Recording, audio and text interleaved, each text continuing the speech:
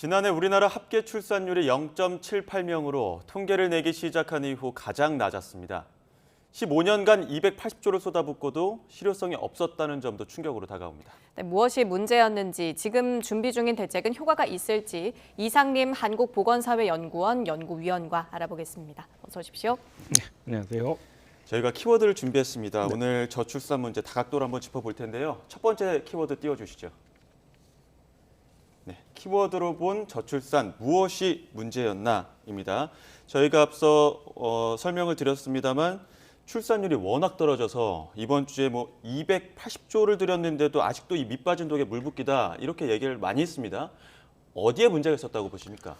한마디로 요약을 하자면은 국정 기조로 접근해야 될 문제를 단위 사업으로 접근했다라고 할 수 있겠습니다. 예. 이 문제는 우리나라 저출산 문제는 여러 가지 구조적인 문제가 겹쳐 있는 문제입니다. 예. 그런데 이것을 자꾸 사업들, 지원 사업들, 복지 지원 사업들로 했는데요.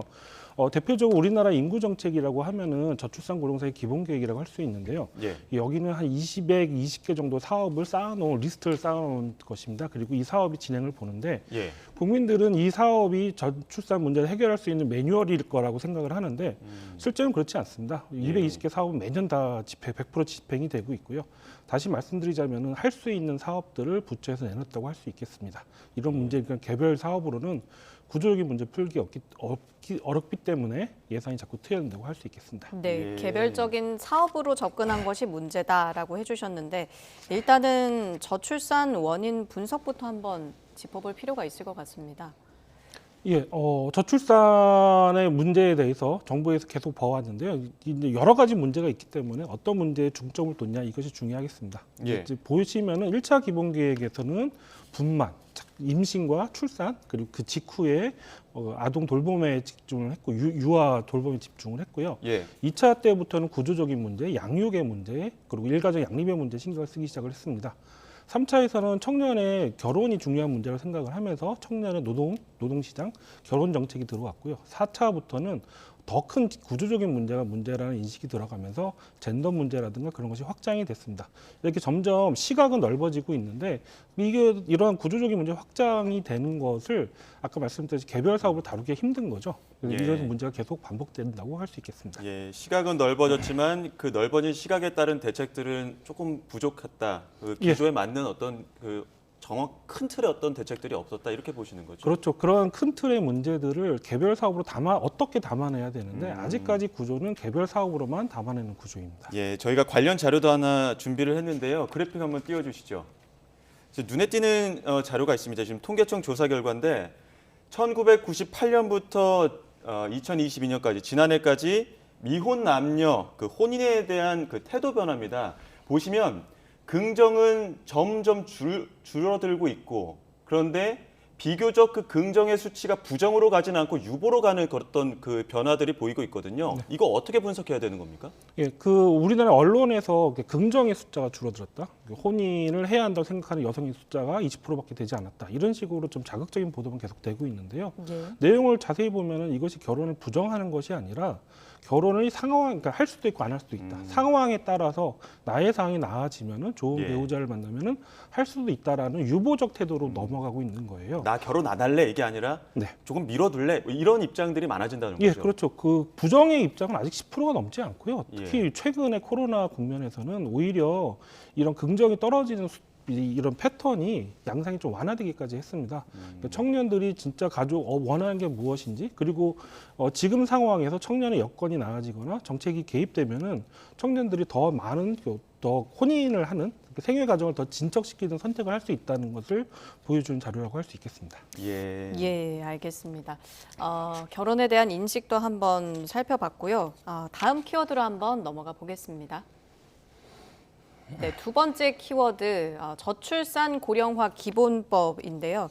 이 법이 2006년부터 지속이 돼 왔는데 결국에는 좀 성과 없이 실패했다 이렇게 봐도 되는 걸까요? 지금 출산율이 워낙 낮으니까 예. 이 출산율은 너무 극단적입니다. 아마 우크라이나도 이것보다 높을 거예요. 예. 진짜로요. 그런데 그렇게 되면 이제 실패했다고 말씀하시기 좋은데 저는 인구 정책이라는 것이 저출산 정책이라는 것이 OX의 문제가 아니라 논술력 문제라고 생각을 합니다.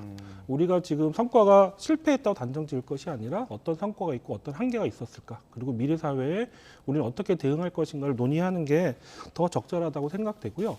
초기에는 자꾸 사업 중심으로 가다 보니까 해외 사례를 쫓아가는 게 많았습니다. 그래서 스웨덴의 뭐 양성평등 사업 같은 걸 가져오는데, 이 사업이 이 스웨덴의 양성평등 구조가 설계가 된 게 대공황식이에요. 그리고서 그것이 진행되는 여러 가지 과정들이 몇십 년 동안 진행된 과정이 있습니다. 노조와 기업에서 타협을 해가지고 표준 임금제를 설립을 해서 만들어서 대기업은 임금을 더 받지 않겠다, 중소기업은 올리겠다, 그리고 거기에 대한 한계는 복지 체제가 해주겠다. 이러한 굉장히 큰 기간이 있었어요. 의식의 개혁이라든가 제도가 도입된다고 되는 문제는 아닙니다. 근데 우리는 자꾸 제도만 쫓아가서 이 문제가 해결할 수 있는 것처럼 믿어왔던 거예요. 그리고 가족 지원 정책이 서구에서 성공을 했던 가족 지원 정책이 우리의 저출산 정책의 답이라고 생각을 했는데, 가족 지원 그 액수는 엄청 많이 늘었습니다. 근데 출산율은 더 떨어지고 있잖아요. 그러면은 우리의 답을 찾아보기 시작을 해야 돼요. 그것이 우리의 청년들이 어떠한 위치에 있는지, 어떠한 태도를 가지고 어떤 생각을 가지고 있는지, 여기에 대한 답을 구하는 것, 그리고 이러면서 이것이 미래 사회의 짐을 좀 줄어드는 작업이 될 거예요. 그렇기 때문에 성공의 실패로 단정하기보다도 어떻게 개선할 것인가, 지금 우리 사회는 미래 세대를 위해서, 지금 청년 세대를 위해서 어떠한 양보를 할 것인가를 고민해야 할 겁니다. 지금 그 저출산 저 수치가 말씀하신 것처럼 이거 우크라이나보다 낮은 거 아니냐 이렇게 말씀하셨는데, 일각에서는 이거 청년 세대들의 비명 소리로 들어야 된다, 이런 또 일침도 있습니다. 앞서 그 유보라는 측면에서 물꼬를 좀 틔워준다면 긍정으로 넘어갈 수 있지 않을까, 이런 생각도 드는데, 그렇다고 하면 새로운 기조, 새로운 법을 좀 틀을 만들어야 된다, 이렇게 보십니까? 제가 아까 말씀드렸듯이 우리나라 저출산 정책, 인구 정책이 저출산 고령사회 기본법, 저출산 고령사회 기본계획 기초를 하고 있는데, 이 한계는 이미 보여주고 있는 거예요. 그리고 이것은 지난 정부의 저출산 고령사회 위원회에서도 이미 인정한 바고요. 새로운 시스템을 고민해야 된다고 하고 있습니다. 실제로 그 고민이 이루어지고 있고요. 지금 현재 준비가 되고 있는 상황입니까? 그러니까 이거는 여러 가지 어떠한 방식으로 갈지는 아직 정해지지는 굉장히 논의가 있는데, 지금 정치 상황이 그러다 보니까 이게 수면 위로 오르지는 못하고 있습니다. 근데 지금 아까 말씀드렸듯이 지금처럼 220개 사업을 하고 쌓아놓고 관리하는 구조는 아니다. 그러면 이 문제를, 기조의 문제, 이런 국정 구조를 해결하는 문제를 어떻게 갈 것이냐, 거기서 가장 핵심은 거버넌스예요. 사업들을 어떻게 관리하냐가 아니라 정책 정부들을 어떻게 이끌 것인가, 정책 사업들 전체 정부 부처들의 그 사업을 운영의 지침을 어떻게 주고 어떻게 끌고 갈 것인가, 어떻게 정책 리더십을 발휘할 것인가, 여기에 대한 고민으로 진행이 되고 있습니다. 우리만의 답을 찾아야 한다라고 앞서 얘기를 해주셨는데, 새로운 법을 준비하고 있다라는 이야기까지 한번 들어봤고요. 계속해서 다음 키워드로 넘어가 보겠습니다. 자, 다음 키워드는 대책은입니다. 계속해서 대책은 마련됐었고 현실적으로 다가오는 실효성은 없었다라고 판단이 되는데, 이게 대응이 너무 늦은 건 아닌지, 이런 생각도 들거든요. 대응은 많이 늦었다고 볼 수 있죠. 그리고 지금 기조의 문제, 지금 인식하는 이제 구조의 문제로 인식하기까지 한 15년이 넘는 시간이 걸렸어요. 지금까지 사업으로 투자를 했다가 이것이 아니구나라는 답을 얻었고, 그리고 여기서 새로운 모색을 하고 있는데, 정부에서는 특히 지금 이번 정부에서는 초기부터 인구 문제 굉장히 관심은 많았습니다. 그리고 이제 저출산 인구 문제에 관련된 TF도 인수위에서 운영을 했고요. 근데 이것을 어떻게 제도화하고 현실화할 것인가, 이 고민을 하고 있습니다. 이와 더불어 지금 저출산 상황이 너무 극단적이기 때문에 여기에 지금 단기적으로 빨리 대응할 수 있는 모습도 강구를 해야 되고요. 특히 이 정부에서는 일가정 양립과 관련돼서 여성의 근로시장, 노동 쪽에 관심이 좀 많은 것 같아요. 이것이 아마 단기적으로는 지원이 시작이 될 것 같고요. 더 여기 주목해야 될 것은 대통령께서 다음 이제 회의는 직접 주재하겠다고 하셨거든요. 그래서 이거는 정책 리더십을 가지고 끌고 오겠다는 얘기로 해석할 수도 있고요. 더 중요한 것은 지금 저출산 고령사회 위원회에서 지금 체제는 과도기 체제라고 생각을 합니다. 기본법이 다시 바뀌면서 새로운 전환이 체제로 갈 때 이것을 어떻게 끌고 갈 것인가를 준비하고 있는 체제이기 때문에요. 다른 정치적인 결단들, 정치적인 리더십도 많이 필요할 거라고 생각이 듭니다. 다음 달에 이제 대통령실에서 저출산 종합대책을 공개를 할 텐데, 그 대책들이라고 한다면 어떤 내용들이 좀 포함이 될까요? 예, 아까 말씀드렸던 노동시장과 관련된 일가정 양립과 문제와 관련된 정책이 많이 나올 거로 예. 보이고요. 공약으로 약속되었던 부분급여라든가 이런 그런 현금성 지원도 아마 계속 진행되긴 할 것입니다. 예. 하지만 이것은 더 이상 확장시키지는 않을 거로 생각되고요. 현금 예. 지원에 대해서는 논란이 많고 예. 지속적인가에 대해서도 논란이 많습니다. 그래서 그런 단기적 처방과 더불어 이런 다른 이제 지원의 문제와 더불어 환경의 여건의 문제, 그런 노동시장의 문제도 접근이 될 것 같고, 아마 아까 다시 말씀드리지만은 새로운 이제 기본법 체제, 새로운 인구 정책 거버넌스 체제로 전환을 하기 위한 노력도 할 겁니다. 새로운 거버넌스 체제에는 지금 구조의 문제를 다룬다고 했지만 이것뿐만 아니라 지방 인구 문제, 지방 소멸이라고 지방 인구의 문제, 그리고 우리나라 고령화 속도 굉장히 빠릅니다. 지금 여기 따로 얘기를 했는데 생각하시기에 힘들 정도로 굉장히 빨라요. 25년 전, 지금 OECD 국가들 중에서 인구 가장 젊은 편인데 한 25년 후에는 일본을 제치고 세계에서 가장 고령화된 나라가 될 겁니다. 네. 불과 25년밖에 없기 때문에 앞으로 고령화 사회에서 벌어질 그런 문제들도 선제적으로 대응하는 문제까지 담아내야 됩니다. 그러니까 숙제가 점점 많아지고 있는 거죠. 예, 말씀해주신 것처럼 뭐 단기적인 현금성 지원에 더해서 지방 소멸이나 추후에 더 큰 그림을 그리기 위한 중장기까지 대응이 필요해 보이는데 시기별로 예상되는 이렇게 단기, 중기, 장기로 나눠서 나올 가능성도 있습니까? 그런 정책은 지금 준비를 해야 되는데 우선 우리가 먼저 사회의 이해도를 높여야 될 것 같아요. 예. 인구 문제가 심각하다고만 얘기를 할 것이 아니라 인구는 어떤 방향성이 있습니다. 지금은 인구 감소가 시작이 됐고 지금 58년 개띠라고 하시는 베이비 부머들이 65세 노인기로 올해 진입을 합니다. 그렇죠. 이제 뭐 올해부터 이제 진짜 고령화가 시작이 될 거예요. 그렇게 되면서 이제 첫 보면 고노인 인구의 증가가 있고요. 예. 그다음에 10년, 15년 정도가 지나면은 고고령 노인들이 많아집니다. 그러면 예. 치매라든가 그런 건강보험과 같은 의료보험의 문제가 커지고요. 그 다음에는 생산 인구가 줄어들고 전체 인구가 감소해주는 이런 단계별 시나리오가 있습니다. 지금 뭐 초등학생, 중고생도 많이 줄잖아요. 좀 도심에서 학교도 폐교하는 상황인데 이런 부분에 대한 준비도 필요한 거 아닙니까? 그렇죠. 근데 이 문제는 이 문제를 말씀드리려고 하는데 우리나라 지방대 문제가 터진 게 한 3년 정도 됐잖아요. 예. 지방 기미달이.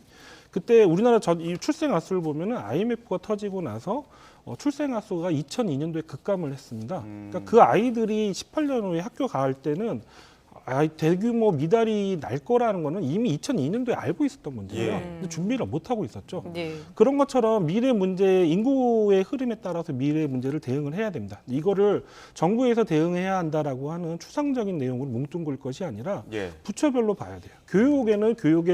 교육이 가장 먼저 이 문제 일어나고요. 그리고 또 복지 병력에서는 고령화라든가 초고령화의 문제 대응을 해야 될 것이고 생산 인력 감소에 대해서는 그런 노동 시장의 개편, 교육 시장의 개편과 같은 다른 내용들이 있습니다. 그러니까 이렇게 부처별로 다른 시나리오에 따라서 부처별로 다른 정책적 과제들이 생깁니다. 복지부 같은 경우는 효율성을 높여야 되고 국방부 같은 경우는 내부 개혁을 해야 되고요. 예. 그리고 교육부 같은 경우는 지금 이런 타협과 조정을 해야 되는 문제입니다. 이런 것들을 부처별로 시나리오, 숙제를 주면서 로드맵을 만들 필요가 있고요. 또 이 작업은 정부만이 하는 것이 아니라 민간에서도 해야 됩니다. 요즘 최근에 저출산 인구 문제가 이제 와닿기 시작하면서 국민들의 관심이 굉장히 빨리 바뀌었어요. 예전에는 그래 문제다, 언젠가 큰 문제가 되겠다고 생각하다가 최근에서는 무엇인가 터지고 있는데 이것이 나에게 어떻게 영향을 미치지? 나는 어떤 준비를 해야 되지? 우리 기업은, 우리 조직은 어떤 대응을 해야 되지라는 관심으로 빨리 변하고 있어요. 민간에서도 인구 문제에 관심을 가지고 이 변화들이 나에게 어떤 영향을 줄지 시나리오별로 준비하는 자세가 필요하다고 생각하겠습니다. 네, 그러니까 저출산과 고령화, 결국에 이 모든 것들이 인구 문제와 인구 구조 변화에 따른 어떤 대응들이 필요하다 이렇게 볼 수 있을 것 같은데 그러다 보니까 지금 이민자나 외국 인력 수용하는 방안들도 대책으로 많이 나오고 있는데 이것도 현실성이 있는 겁니까? 그리고 어쩔 수 없죠. 불가피한 선택이라고 할 수 있고, 그리고 이 인구 문제와 무관하게 외국 인력은 더 많이 들어오게 될 것입니다. 그리고 우리가 지금 실제로 정책은 수용을 확대하는 형태로 가고 있고요. 그리고 농촌의 계절 근로자라든지 다른 조선소의 용접공이라든지 여러 장르에서 외국인들이 많이 들어오고 있습니다. 문제는 지금 인구 문제, 인구가 감소하고 생산 인구가 감소할 것이다라고 하는 논의를 하면서 그래서 외국인 인력이 필요하다라고 얘기를 하는 이민 정책이 필요하다고 얘기하는데 예. 실제 이민 정책은 인구 정책이 아니라 노동 정책, 인력 시장 정책으로 가고 있어요. 예. 서로 안 맞고 있는 거죠. 저는 지금 우리 논의가 열어야 되냐 말아야 되냐의 문제로 하는 것이 아니라 어떻게 열 것이냐, 그리고 어느 수준을 열 것이냐의 문제로 빨리 전환을 해야 된다고 생각을 합니다. 예. 그리고 여기에 맞춰서 지금 이민청 얘기가 나오는데요. 이민청이 그런 역할을 해줬으면 좋겠고요. 또 하나 지금 눈여겨볼 것 중에 하나가 이 언론에서 얘기가 안 되고 있는데 지금 우리나라 이민 정책은 굉장히 복잡하기 때문에 여러 부처가 종합적으로 해야 되거든요. 예. 예. 그러기 위해서 지금 그런 종합적 최고의 컨트롤 타워는 외국인 정책위원회라고 있는데 장관급 회의입니다. 근데 이민청이 생기면은 이 회의가 차관급으로 격화될 수가 있어요. 예. 그러니까 지금은 장관들이 이루어지는 위원회인데 이것이 이민청이 되면은 부서보다 낫잖아요. 예. 부서보다. 그러면 컨트롤 타워의 기능을 할 수 있을까? 오히려 그냥 이것이 컨트롤 타워의 기능을 약화시키고 사업만 늘리는 형태로 갈 수도 있거든요. 예. 그런 문제까지 꼼꼼히 고민을 해야 되는데 자꾸 인구가 줄어드니까 외국인이 필요해 이런 식의 단선적인 노선으로 갈 때는 이제는 지났고 구체적인 사안들로 들어가야 될 거라고 생각을 합니다. 예. 예. 어떻게 이 외국 인력을 수용할 것인가 그 방법론에 좀 더 집중을 할 수 있다. 해야 한다라고 정리를 해볼 수 있을 것 같고요. 선결 조건도 좀 필요하지 않겠습니까? 예, 제가 아까 했던 말인데 지금 이민을 늘려야 된다는 문제를 늘려야 되냐 말아야 되냐 이런 논란을 하는 것이 아니라 언제 어느 규모의 인력들이 어느 수준의 인력이 어느 산업에 어느 분야에 들어갈 것인가라는 촘촘하게 쌓여진 지도가 만들어져야 돼요. 이민 전략에 대한 지도를 막고 그 전략을 수행하는 그런 거버넌스로서의 이민청의 역할이 필요하다고 생각합니다. 네. 지금까지 쭉 종합적으로 말씀해 주셨지만 마지막으로 곧 발표될 대책 그리고 앞으로 만들어야 될 그 시스템 안에서 어떠한 것들이 좀 유기적으로 돌아가야 되는지 마지막으로 좀 짧게 정리를 해볼까요? 예, 저는 아까 말씀드린 사업에 대한 얘기보다는 크게 방향성에 대해서 두 가지 말씀을 드리고 싶습니다. 하나는 청년의 문제인데요. 지금 저출산 문제를 아이를 더 낳게 하는 문제, 결혼을 더 많이 시키는 문제가 아니라 청년들의 생애과정 이행이 왜 막혔는지 이런 구조들은 어디서 나왔는지에 대한 고민이 필요합니다. 그리고 이것을 정부에서만 다 해결하는 것이 아니라 이 청년들 세대를 위해서 미래 세대를 위해서 어떤 양보를 할 것인지 우리 사회는 어떤 준비를 할 것인지에 대한 사회적 합의가 이루어져야 됩니다. 그리고 미래에 아무리 그런다고 할지라도 미래 초고령 사회가 우리에게 줄 타격들, 우리 사회의 거대한 사회 체제의 전환은 어쩔 수가 없습니다. 그렇기 때문에 미래 사회가 어떤 인구가 변하면서 어떤 일이 일어날 것인가, 그리고 그것을 어떻게 우리는 촘촘히 준비를 할 것인가에 대해서 정부뿐만 아니라 민간 영역에서도 그러한 고민이 있어야 될 겁니다. 저는 인구 정책이라는 것이 결국은 미래 세대를 위해서 현재 세대가 양보하는 거라고 생각을 합니다. 그러한 미래 세대를 위한 우리가 어떤 양보를 해야 될지 사회적 타협이 필요하고 거기에 대해서 정치권도 역할을 좀 해줬으면 좋겠습니다. 예, 청년 대책과 고령화에 대한 대비까지 마지막으로 짚어주셨습니다. 지금까지 이상림 한국보건사회연구원 연구위원과 함께했습니다. 오늘 말씀 고맙습니다. 감사합니다.